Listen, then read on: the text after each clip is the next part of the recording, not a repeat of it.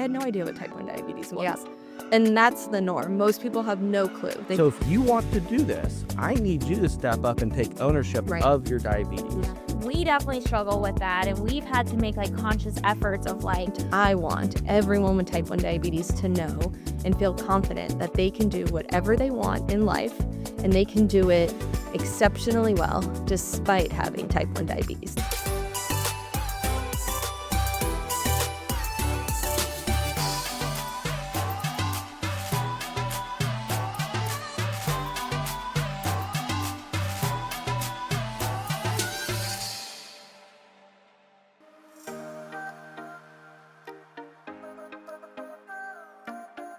hey Palmr fam, I'm Rebecca. And I'm Nick. And welcome back to the Urgent Lows with Palmr, where we talk about life, style, and type 1 diabetes. Here, we believe in embracing self-care through life's challenges.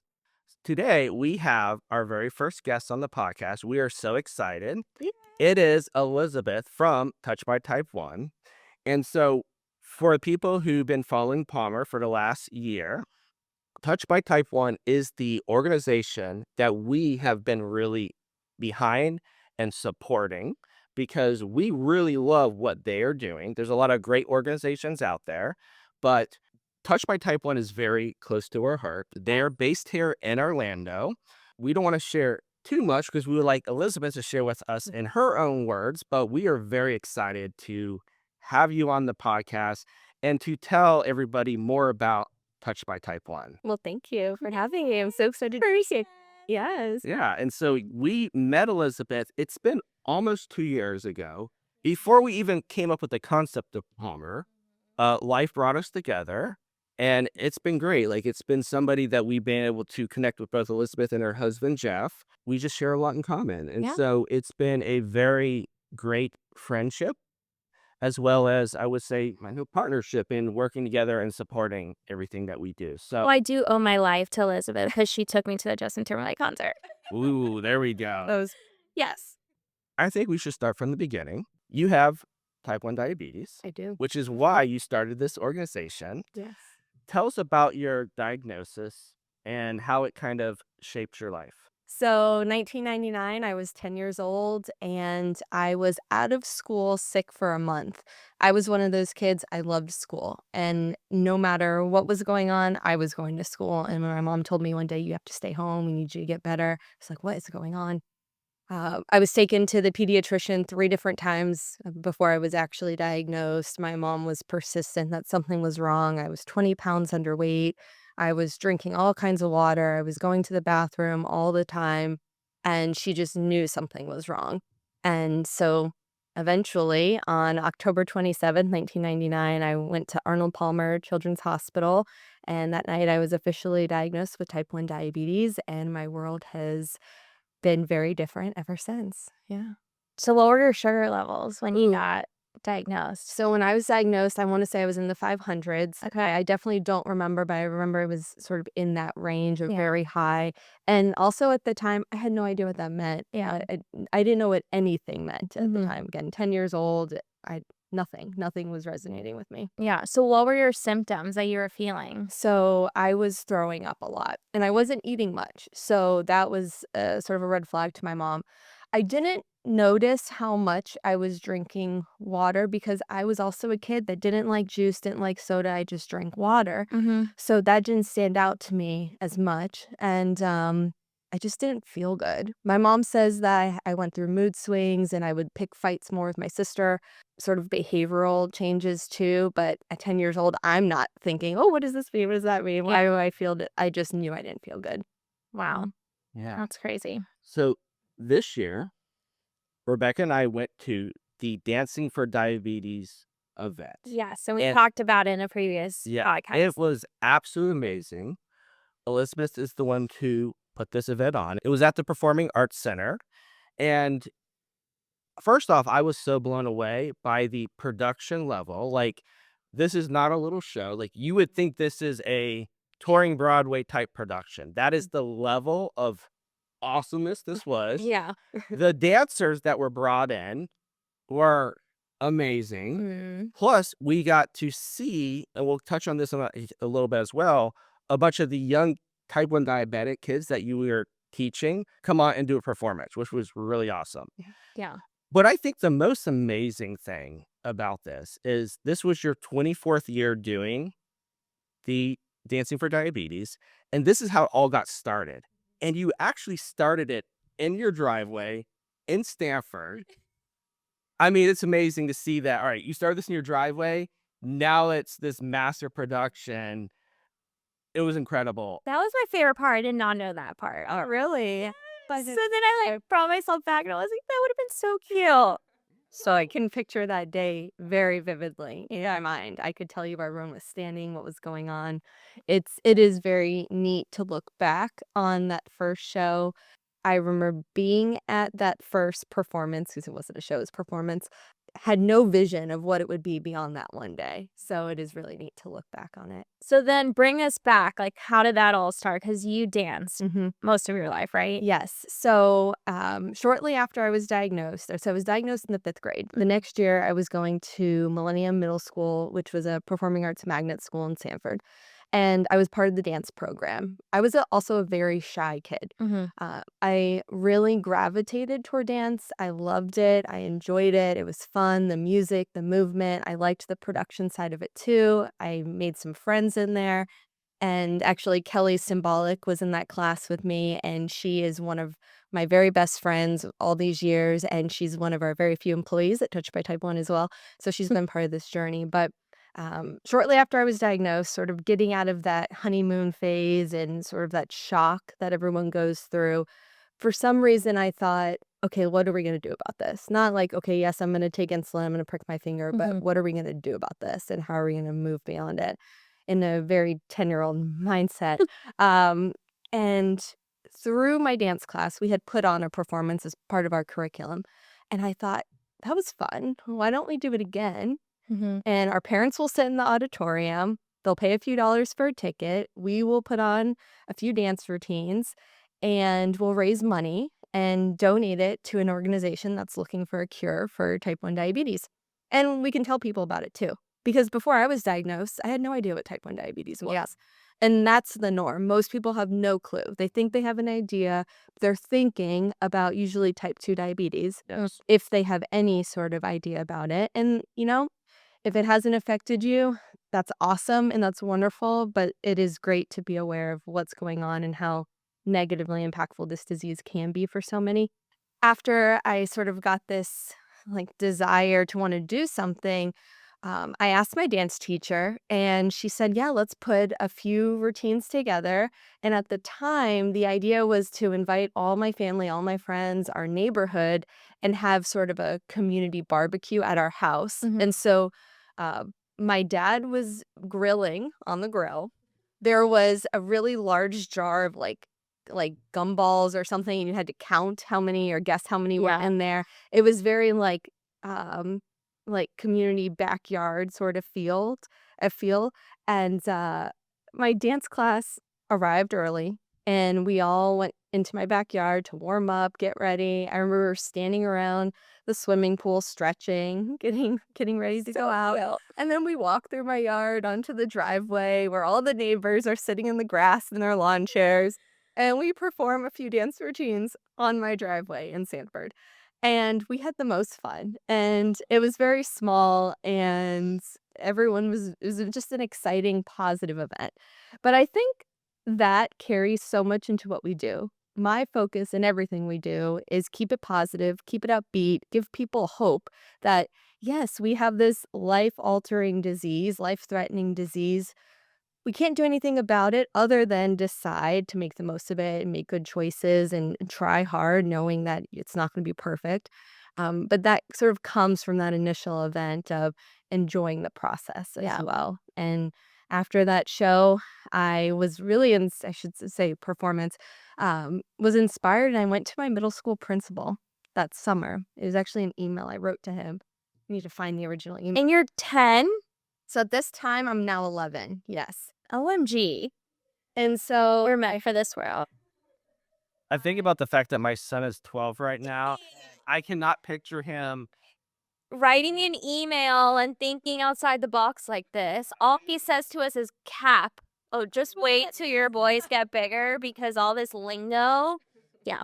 But yeah, I cannot imagine like my 12-year-old taking the initiative to do this. So that's incredible. So No, it is, and going back to being a really reserved, shy kid, I can't tell you why or how it happened. Yeah. And something was sparked inside of me for sure. But I remember writing an email in my parents' bedroom because that's where the home computer was. And I wrote an email to my principal, Dr. Walt Griffin, and he emailed back fairly quickly and loved the idea and welcomed me to meet with him and other administrators at the school once school was back in session after the summer. Mm. And so I remember going into the conference room with my mom, with my dance teacher, Mrs. Ricker, and all the administrators, pitching them this idea like at a conference table as a middle schooler, and they were on board with it, and we had the first official show in a theater, but the second performance in the theater there at school, and maybe there were 100 people in the audience, and it was my dance class, and we performed and had fun, and it has grown in so many ways since then, and it's all really fueled by the excitement and the positivity and the passion of those involved, and I just think it's always great to point out that for many, many years, I was the only person in the production that even had type 1 Mhm. diabetes, but was surrounded by so many people that loved the idea and loved what we were doing that they wanted to be involved, and they got more people involved, and that's how it's really grown too. Yeah. So that brings me to my next question. Where did you start? Like, you got your diagnosis at 10. Did you like go home and start learning everything about type 1 diabetes, or No, how did that go about? no, so I definitely did not take full control and accountability for my diabetes really until I can tell you when exactly, actually 16. For 6 years, really just kind of following the guidance of the doctor, mostly my mom. Mhm. I was very much and still am someone that likes to know, okay, what do we need to do? How are we going to do it? And I like to like play by the rules and Yeah. follow the guidelines, right? So if my mom says we need to check my blood sugar, okay, I'm doing it. And so I definitely would follow sort of what we needed to do. When I was 16, unrelated to diabetes, growing up, I took French class in school, and there was a exchange program. So students would come, stay here, and we hosted a student at my home. And the following summer, we could go over there as well, Mhm. part of my class. So my class was going to France when I was 16, and I wanted to go. Yeah. That's so cool. And my mom said, "Well, in order to go to France, you're going to have to be able to give yourself your pump site injection. You're gonna have to give yourself a shot in case your pump fails. You're going to have to take more ownership of it."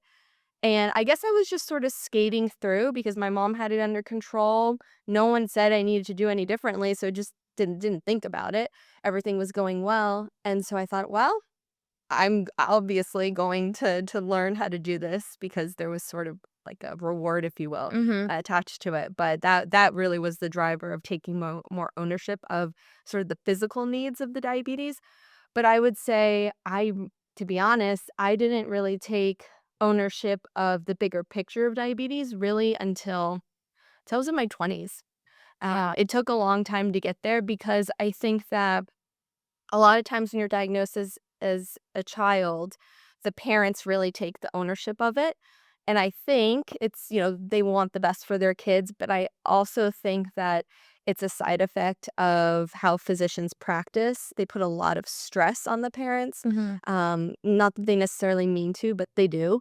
And they put a lot of pressure on them. And I think that the parents feel the need to really control it, and it's hard for them to let go because they don't wanna see their kids fail, because failing with diabetes means things are going very poorly, Yeah. and you don't want that for your kids, so it's hard to let go. So I see when parents have that struggle now, and I get it, but no, I didn't take ownership of this until in my 20s. I'm literally having those conversations with Mhm. my son right now where he wants to start playing soccer and he's in middle school. He wants to try out for the team next year. Mhm. And I want him to do that. But I straight up told him, I was like, listen, you're going to be at school. You're going to have practice every day. You're going to have games. Like, I can't stop what I'm doing to be there at your practice full time. Mm-hmm. So if you want to do this, I need you to step up and take ownership Right. of your diabetes. That includes tracking it, your blood sugar, knowing when you're high, knowing when you're low, knowing how to deal with everything. Because I have to make sure that I feel comfortable leaving you to do this. Right. And so he'll be 13 at that point. Mm-hmm. But yeah, it's that time where he has to learn to do that and take that Mm-hmm. ownership because it is Right. important. Like, you Right. can't rely on your parents Mm-hmm. because as caregivers, we need a life as well. Mm-hmm. And I know one of my biggest fears is the fact of, like, all right, what happens when he becomes 18 and he leaves the house? Right. And so I'd rather be starting at that early age Yeah. and knowing that, all right, we have 6 years of him taking more ownership, getting better, learning. So when he becomes 18, he leaves the house, maybe go to college, Mm-hmm. we feel more comfortable. Absolutely. Yeah, because when I entered the family as a stepmom, it was almost like I got 2 diagnoses Mhm. right at once, like Mhm. one time. What we struggle with and what I can kind of see kind of like overhead is how much the diabetes does rule us when we have the kids. And it's just like you almost fight with yourself because you're like, how do I give up that? Mhm. Like it's a part of life. Like their lives are in our hands Mhm. when they're with us Yeah. 24/7. Yeah. We definitely struggle with that, and we've had to make like conscious efforts of like, okay, if we're going on a date night, we're going on a date night and the kids are with someone who knows how to handle it and like we're going to be able to like enjoy ourselves Mhm. because if not, like we just found ourselves like driving ourselves crazy all the time. Yeah. Which is hard to do. I like how you were saying there's a reward Mhm. with it, and that's what really motivated you because I really feel like that's what's going to motivate Parker and then eventually Evie too. Be on the team. That's what he wants to do, and you want something that's going to drive them. And I think that's a great goal, really, to work towards, is what it is. But what I was going to say is, it's wild to think, because I know that you two are following their blood sugars, Mhm. their Dexcom. I didn't have that when I was a kid, Yeah. and sometimes I think, oh, maybe it's better or worse. I don't know, but I think about the layer of stress that my mom didn't have with that. I mean, it was definitely like a leap of faith every day going to school and hoping everything's good. But I think if I was smaller, it would have been scarier. But, middle school, high school, I could recognize highs and lows. Yeah. And so I knew I had to take steps and do things. So I couldn't imagine sending a little kid into a school without any sort of connection to what. Yeah. Oh yeah. And you're right, because as Talk about this amazing all the as the time. Dexcom is, it does greatly increase your anxiety Yep. because Yeah. you always know. Yeah, Mhm. right. And the thing with that is, with diabetes, type 1 diabetes, you don't need to be you shouldn't be striving towards perfection with your care and your management of your disease. You want to avoid the highs, you want to avoid the lows, but it's kind of that 80-20 rule. If most of the time you're doing well, you're feeling well, you're on the right track. And I just feel like the downside of a CGM is that you're trying to get to a target all the time. Mhm. But it's just a constant self-reminder of, okay, we want to be within this range. A range is good, not a specific number. But Yeah. I mean, we've had to learn because we have the kids 50% of the Mhm. time, but that Dexcom app never goes away. yeah. So it's like we don't have the kids and we're still looking at it. Like even when we've gone to dinner with you, we're like still looking at it and we don't have the kids. And it's like we can't control what's not going on in our household. Absolutely. So we made it a pact that when the kids go back to their moms, we turn off the notifications for it because it's the only thing that's saving us. Because it's that constant reminder of it's there, and then it's scary. Mhm. Because when alerts go off, like coming as a new person and dealing with it now for like 3 years, those alerts are so scary. They're startling in the middle of the night when they wake you up. I had one last night. I was like, what is going on? And then it's like the thought of like, oh, well, is Nick gonna sleep through one? Like, Right. well, then I have to be like on alert 24/7. And I mean, when I first moved in, we had 3 different phones connected to the app Mm. in our one room. I see. So if there was any alerts, all 3 of the phones were going off at the same time. And I mean, I've never been to a war zone, but I felt like I was in a war zone out of my notification. And it's just like, and then like he's so used to it because he's been doing it for 10 plus years now with Parker. Well, I'm not used to it. So he can go do whatever he needs to do with the kids and then come right back to sleep and fall asleep. Right. Well, I am just laying there wide awake, thinking about everything, like what's gonna go on. Like, and then it's like 6 a.m. and he wakes up and I'm like wide awake and he's like, "Have you not got back to sleep yet?" And I'm like, "No, I am not. I am still here, not sleeping." Still thinking about everything. Yeah. Yeah, it's crazy. It's a lot. Diabetes is a lot. Yeah. That's just, one of the best lines to put it all into perspective, and you don't have to figure it all out, be perfect and all these things. It's a lot. Did you feel like it was difficult, like, sharing with your friends what type 1 diabetes was and, like, what you go through? Or do you think that they, over time, just kinda, like, being with you, like, found out about it and all that? I can see how kids struggle with sharing it with other people because it does make us different. Yeah. We're all different. Every Mhm. single person is different, right? It makes us unique to those around us. And there are certain struggles that only someone with type 1 diabetes can understand and really feel. Because I so quickly gravitated towards really finding my purpose and doing something positively and passionately, everyone in my circle always knew about type 1. Yeah. The school knew. So if I wasn't friends with someone, I was still the girl that was putting on Dancing for Diabetes. Yeah. And so people around me knew about it. So very rarely did I have to share it as a new item until I got older. And when I would start doing internships in college and working with people outside of Central Florida, going on into professional career, dating, those sorts of things, college, those sorts of places, I definitely remember having the conversations of, I have type 1 diabetes. And so that always felt weird to me because I didn't have that experience in middle school, elementary, middle school, and high school. So that was new, Yeah. going off to college and sort of having to tell people around me about Mhm. it. And it wasn't bad because I had so much comfort in talking about type 1 because of Dancing for Diabetes. But it was just always, when do I bring it up? It depends on who you're talking to. And then there's some people in life that just don't need to know. It's not relevant. You're probably never gonna see them again. Yeah. So it's always a sort of a weighing in your mind. Do I tell this person? How much do I tell them? Am I sharing too much? Just, the things your mind thinks about. But Yeah.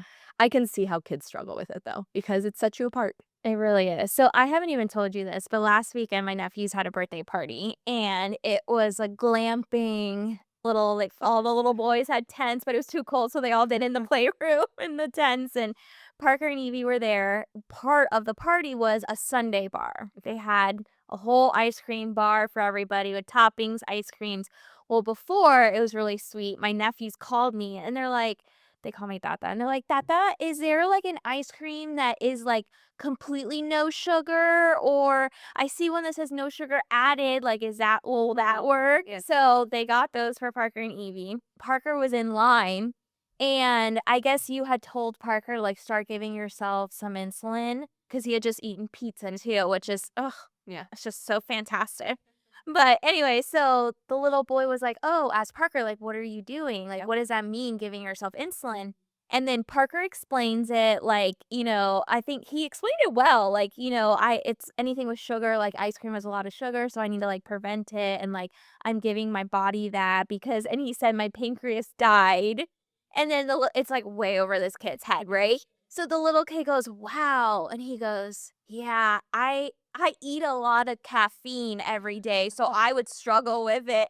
And Parker just laughed, and then, like, I overheard it, and I laughed, and Parker looked at me.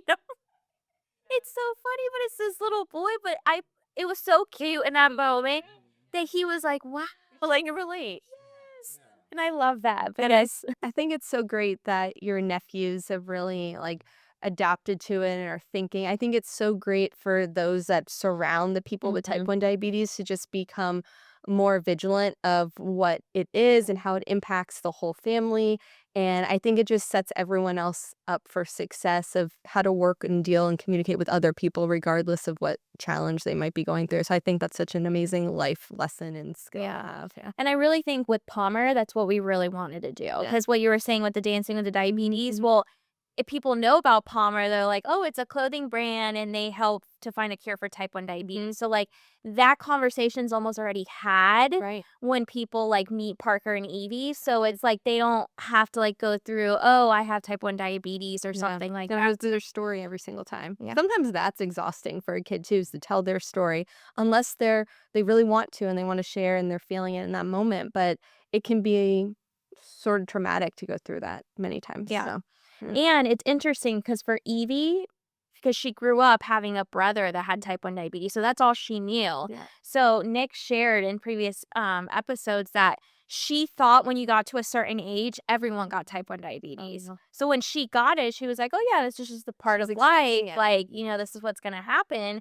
And I still kind of feel like she's in that mentality. Like, I know she knows not everyone has type 1 diabetes, but I think she's like in the mentality of like, it's the norm. Yeah. Right? Like Yeah. nothing is very different. Like Mm. my brother has it. It's part of our like everyday life. So I definitely feel like I wonder how, because Parker is very kind of like how it sounds you were, like we'll share it with people and kind of like explain it to Yeah. people. And Evie's more like reserved and almost feels like a sense of like, I don't have to explain this. Right. Like everyone has this. Yeah. Yeah. It's two different perspectives. I think Yeah. they're great. Yeah. But yeah, like with her whole mission on Palmer has always been about self-care. Yeah. Because if you have type 1, if you're a caregiver to somebody with type 1 or any of these kind of diseases, right? And really just, I mean, anybody can relate to self-care. Like that was the whole point in the mission for us. And why we wanted to do Palmer is because we all need that, right? We deal with it every day being caregivers to type 1. And hopefully we can encourage and motivate people who are in that spot and share stories on the both caregiver side as well as people with type 1 and all that. So Mhm. amazing. So I guess we could get back to your story a Yeah. little bit. Gotta Um, I'll track. yeah. So everything started with Dancing for Diabetes, but eventually it turned into Touched by Type 1. When did that kind of change happen and why? And can you share with us kind of like the mission and vision of Touched by Type 1? Yeah, so for so many years it was Dancing for Diabetes. That was the name of our organization. In leading up to 2020, we had been sort of playing around with the idea of rebranding our name as an organization. We were already a 501c3 nonprofit organization, but we had been bringing on and implementing all these other programs and resources and events and activities that were outside of Dancing for Diabetes and had really more of a reach upon different communities and people, ages, everything. And we wanted to better identify ourselves in the diabetes community to reflect all the other work we were doing, not just one night, one show, Dancing for Diabetes. And so we had put on for a few years a conference at the time, and we called it the Touch by Type 1 Conference. And so the more the board talked about it and I kept going back and forth, I thought, we already have the name. It's Touched by Type 1. That's who we are. That's what we're doing every single day and all that we do. Everyone was 100% on board for the change, and we had this whole rollout to announce it in 2020, which we did. And then, of course, the world happened how it did. But, we still kept plugging ahead newly as Touched by Type 1.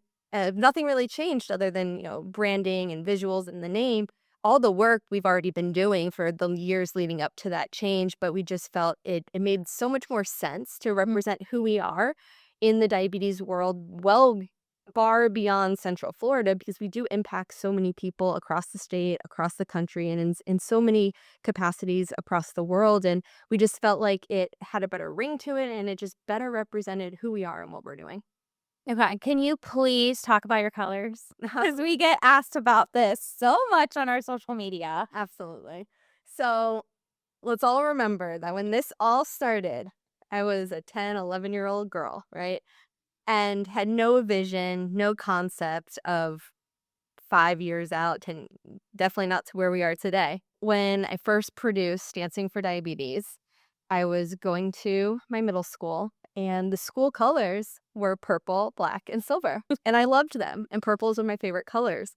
And so when we started getting a bit more creative with Dancing for Diabetes. I thought, oh, let's use these colors. They look great together. We love them. We're performing at my school. Just it's all very cohesive. It makes sense. Mhm. And I love the color. And so we just sort of kept rolling with that all these years of purple being our color, different shades of purple.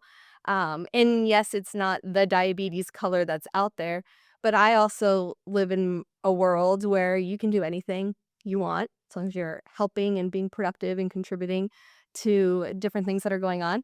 So I decided to make purple our color, and that's what it is, and that's what it'll always be. And I love it. Yes. We love it. But it's so funny how people hone in on that. Like, Yeah. it's so important. Like, no, Yeah.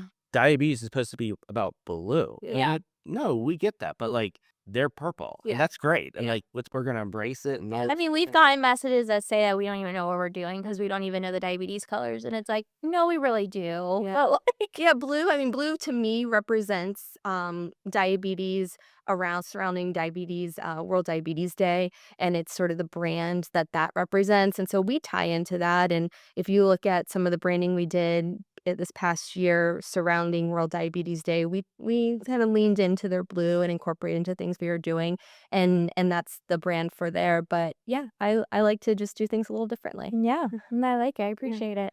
So, can you talk a little bit more about the mission behind Touch by Type 1 and what you all are working towards? Absolutely. So, Touch by Type 1 is elevating awareness of type 1 diabetes, raising funds to find a cure, and inspiring those with type 1 diabetes to thrive. We're doing it here in our local community in Central Florida. We're doing it across the state. We're doing it across the country. We're doing it across the world. We are constantly connecting with people that are touched by type 1, individuals with type 1, kids, teens, adults with type 1, parents, caregivers, people in the type 1 industry, educators, medical, everyone that is touched by type 1. We are trying to provide resources and information and support to anyone that would need it at the different stages of life with type 1 diabetes.